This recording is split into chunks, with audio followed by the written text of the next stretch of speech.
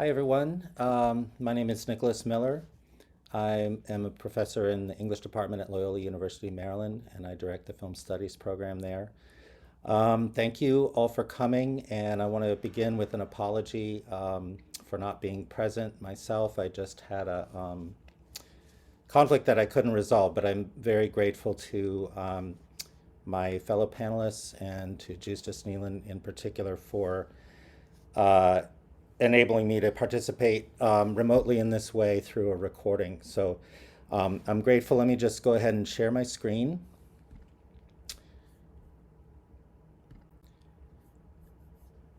and get this started. If anyone has questions, let me go back. Sorry.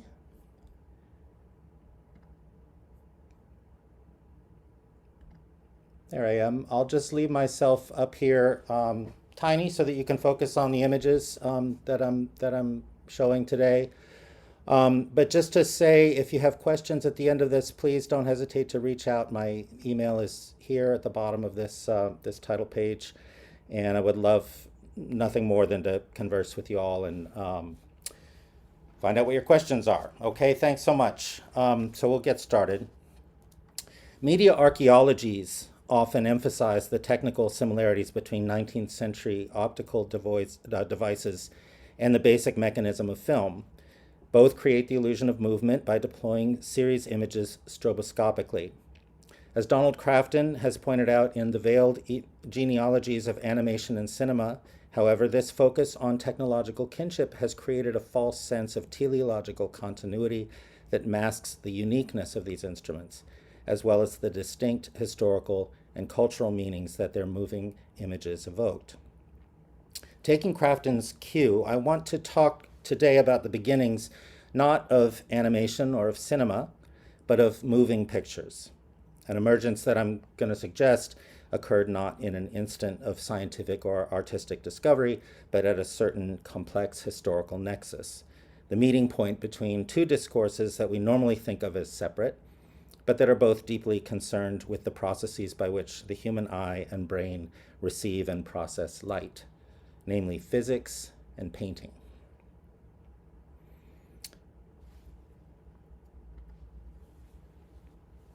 Belgian physicist Joseph Plateau is widely credited as the creator in 1832 of the earliest handheld motion device, the phenakistoscope, a whirling, slotted disc that when spun produces a visual spectacle of movement based on series images painted, drawn, or printed around its periphery.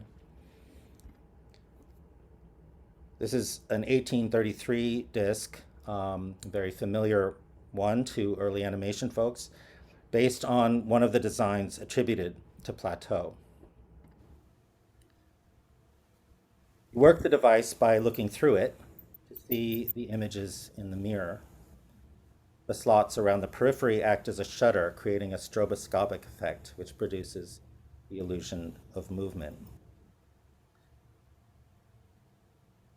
As I'm sure you all know, there are lots of digitized GIFs of these available online, but operating the instrument by hand creates a different, visceral, sort of bodily experience. This speaks, I think, to one of the principal differences between moving images generated by optical toys and those we encounter in animation in the context of film. In this case, the viewer is also the generator of the movement, and there's a certain amount of skill, I suppose, involved, as well as variation of effect, depending how forcefully or gently you spin the disc. Today, though, I'd like to focus less on mechanics and more on the images contained in these discs, on the pictorial iconography they present and how it might help or hinder us in understanding the significance of the phenakistoscope as an optical instrument at the time of its origin. What does it mean to look at the pictorial iconography of these devices? Well, Scott McCloud's definition in Understanding Comics is exceedingly clear and straightforward, so I think we'll go with that. McCloud says an icon is any image used to represent a person, place, thing, or idea. Any image used to represent a person, place, thing, or idea. So to look at these phenakistoscope images as elements of an iconography is to look at what they represent and fundamentally to ask what they mean, both individually and collectively. Most often, phenakistoscopes have been treated as devices designed to produce the illusion of movement, full stop. Mechanistic imagery, both abstract and figural, seems to support this idea. Many discs present what are essentially simple objects in motion, animals running, birds in flight, dancers and tumblers performing flips, and so on. In such cases, the iconographic meaning of the images is subordinate to the illusion of motion that it creates.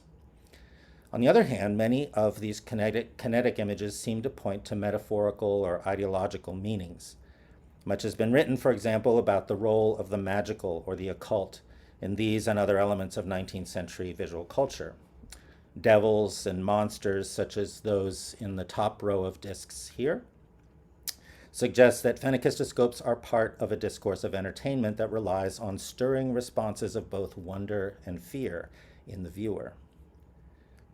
Natural images of snakes and toads and rats in the bottom row fit into this in a way, since these are creatures that might be taken to represent that which is repulsive or poorly understood, and that therefore inspire feelings of both fascination and trepidation. Jonathan Crary, of course, has argued that optical toys were part of a 19th century discipline of seeing, a training of the eye as a kind of mechanical instrument. More recently, Keith Williams has written about efforts by 19th century scientists, in particular Scottish physicist David Brewster, inventor of the kaleidoscope, and John Henry Pepper, director of the London Polytechnic Institution, to address the human eye's vulnerability to deception through scientific and moral education. We can see this didactic dimension at work, perhaps in discs like these, that deal, usually in comic vein, with issues of race or domestic violence. Such images might suggest that phenakistoscopes contributed to an educational discourse about social and political values, one that ultimately seeks to use humor to reinforce existing class, gender, and racial structures. All of these readings, however, feed into a historiographical view that is potentially problematic. Inevitably, such impressions of iconographic meaning prove reflective, at least in part, of our own ideological sensibilities and historical biases. Our apprehension of phenakistoscopes as historically and materially specific objects can become subordinate to narratives that render them familiar to us. Take the image on the left, for example. On one level, it might be legible enough as, say, part of the racial imagery of colonialism. The lion as a symbol of empire, perhaps feeding on the resources of African and other countries and peoples. Such a reading sidesteps the essential weirdness of the image itself, though, which, if we stop to notice it, may yield other questions, such as why is eating the specific form of violence depicted here? Is this in fact a lion, or is it perhaps some hirsute orange disembodied humanoid head? Why does the child seem to be leaping all too willingly into the beast's mouth? And so on. Viewed as visual text, phenakistoscopes frequently present us with layered, even intricate meanings. Because of that, our task, I want to suggest, is not to see them through lenses that render them familiar, but to acknowledge precisely their complexity and strangeness, to encounter them, in them, as fully as we can, their foreignness, and through that, the newness of what they communicate to us in the present. Here are two examples of what I mean. The disc on the left depicts a monk passing through a cloister, carrying a lighted torch. When the rotating disc is viewed, he appears to walk behind the pillars, the light dimming as he does so, to conceal both him and his surroundings in darkness. In the example on the right, a creature blows on a flame, which, again, when the disc is rotated and viewed, appears to glow progressively more and then less brightly. What's striking here is the way these discs treat the motion they represent. The primary focal movement is not that of the figures, the monk and the creature, but of illumination itself. Light fading and brightening and fading again. As it happens, these are among the earliest discs, dating from the time of Plateau's first experiments with the phenakistoscope in the early 1830s. They are also, as far as I have been able to tell, unique in their focus on illumination as a kinetic effect. If we can understand why they're so unusual, it seems to me that we may be able to uncover something of the phenakistoscope's original strangeness. By experiencing them as something foreign rather than as something familiar to us, figures set in motion using a primitive form of animation. That would be the familiar reading, that they are a kind of animation. If we can experience them as that, not impose that sort of linear historical narrative on them, I think we may learn something in the process about their significance in their own context. So the earliest phenakistoscope discs, among them the snake and the frog and the rat discs that we looked at earlier, have been attributed to designs executed by Plateau himself. But importantly, there's no direct evidence to support this. We don't have, for example, sketches of the designs signed by the artist. In the case of these two discs, on the other hand, we do have such evidence. Both are documented to have been painted not by Plateau, but by Jean-Baptiste Madou, a young painter and lithographer who was married to the stepsister of Plateau's close friend and mentor, the Belgian astronomer, mathematician, statistician, and sociologist Adolphe Quetelet. Madou would later come to be well known as a landscape and portrait artist. Consistent with these discs, his mature drawings and paintings do exhibit the artist's significant interest in illumination effects. But that's not really saying all that much. It's a little like saying Beethoven's music demonstrates that he was interested in sound. But on the other hand, that Madou would design precisely at this time, that is in the early 1830s, discs that emphasize the movement of light rather than of figures and objects, makes perfect sense.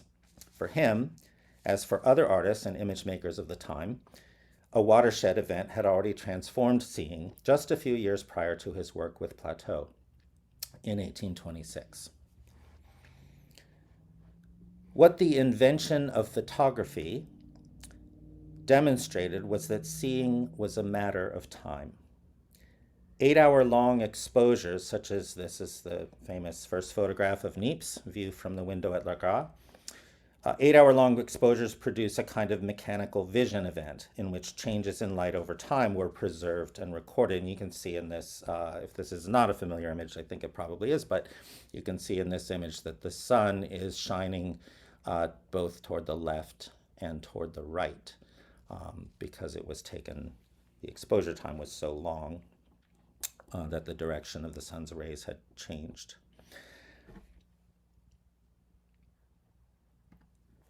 Photographs made evident that our own seeing is temporally based.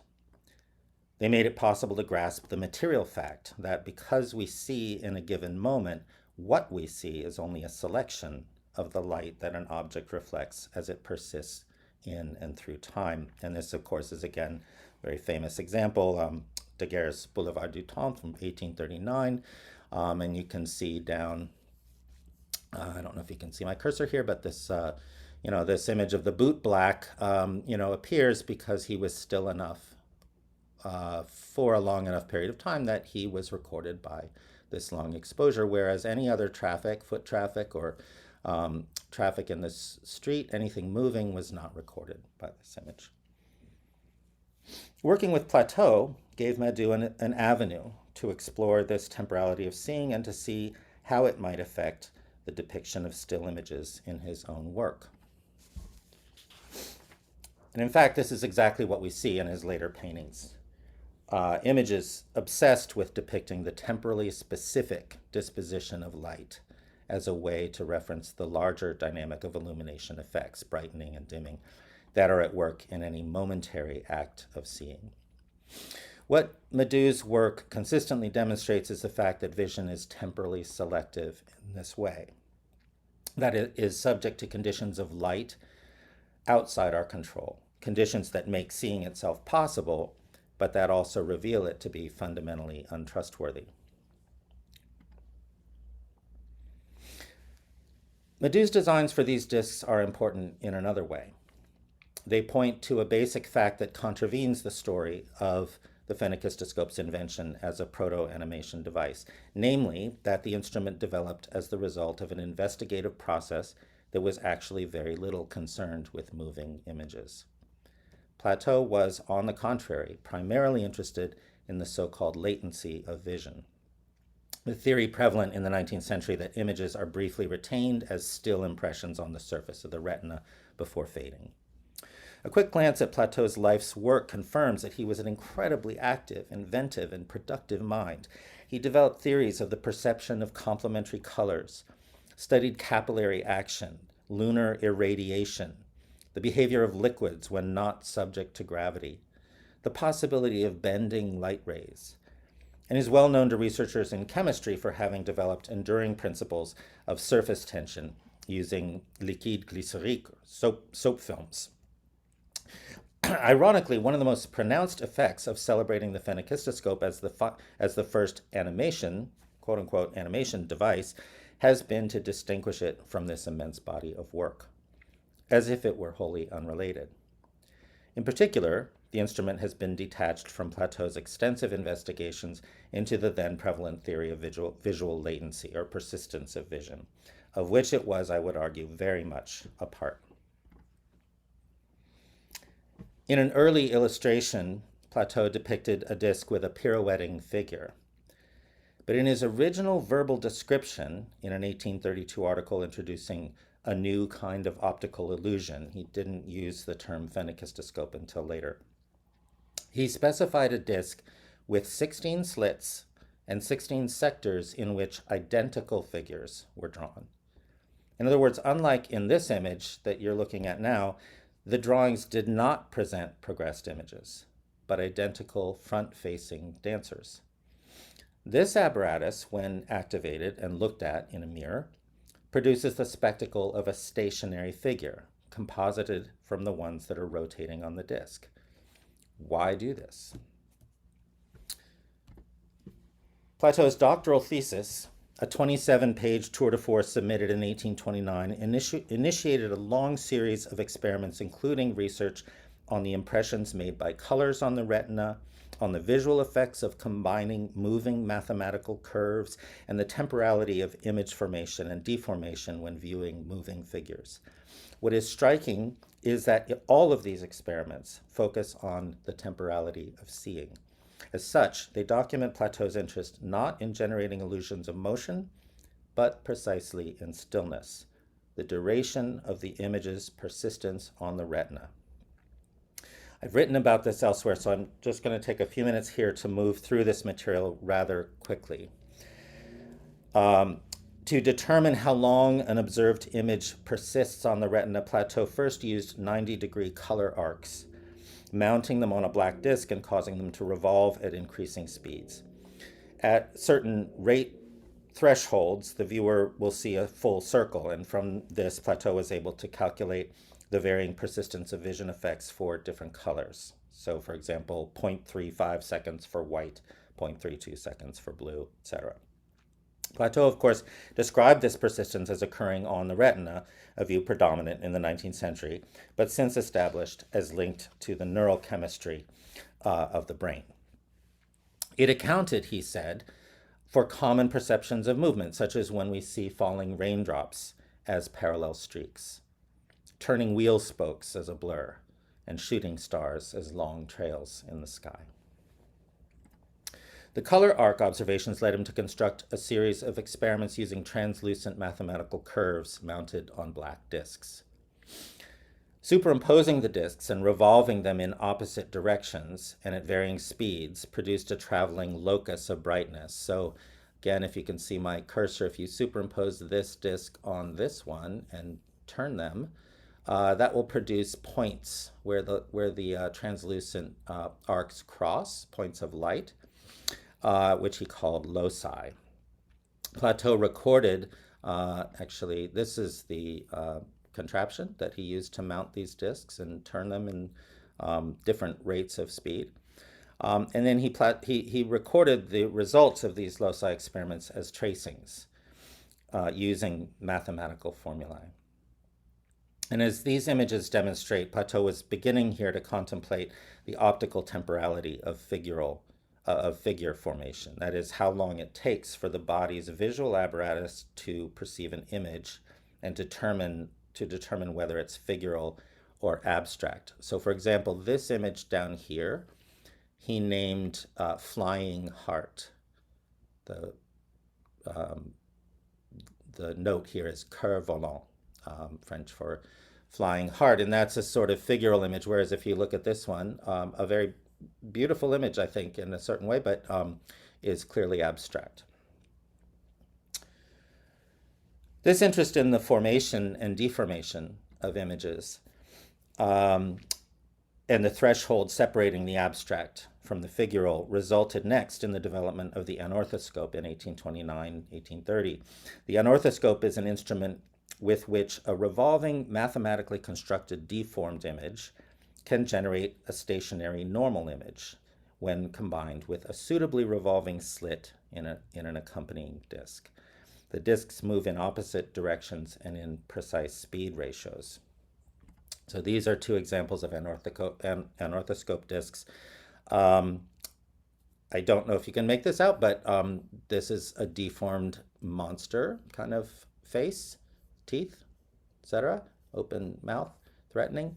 This is a ship, you can probably make that out. And when these discs are mounted and viewed on the anorthoscope device, they resolve into a sort of correct perspective, coherent images. As in Plateau's use of the persistence of vision theory to explain the streaks created by meteors and raindrops, the point of his early static dancer phenakistoscope appears to have been to isolate a rapidly moving object in order to resolve the elongated blur by use of ocular slits in the disc acting as a shutter mechanism. At least initially then, the phenakistoscope emerged as an extension of the color arc, loci, and anorthoscope experiments. To come back to Madou then, his monk and creature discs represent, in fact, a transitional instrument in Plateau's research, a hybrid of the anorthoscope and the phenakistoscope. Like the anorthoscope discs, these have no slits on their periphery and must be viewed not in a mirror, but using the anorthoscope device. Like the phenakistoscope, however, they display series images, not a deformed single image to be resolved.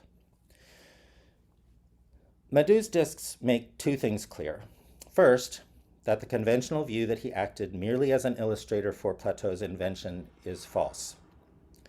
And second, that Plateau's invention was not, at least as he initially conceived and designed it, a device for the production of the illusion of motion.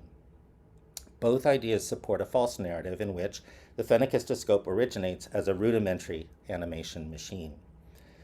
The historical anachronism by which the phenakistoscope has come to be understood as an animation device is in many ways traceable to its active marketing in the 19th century as a motion toy. Yet, as we have seen, Plateau had little interest himself in the commercialization of the device, and this cultural history begs the question of how and why he would have, in 1832, made the dramatic leap from the study of static images, which he was engrossed in, that emerged from the movement, to moving pictures that emerge from static ones. In their commercial form as parlor entertainments, phenakistoscopes make available a complex and multi-layered iconography.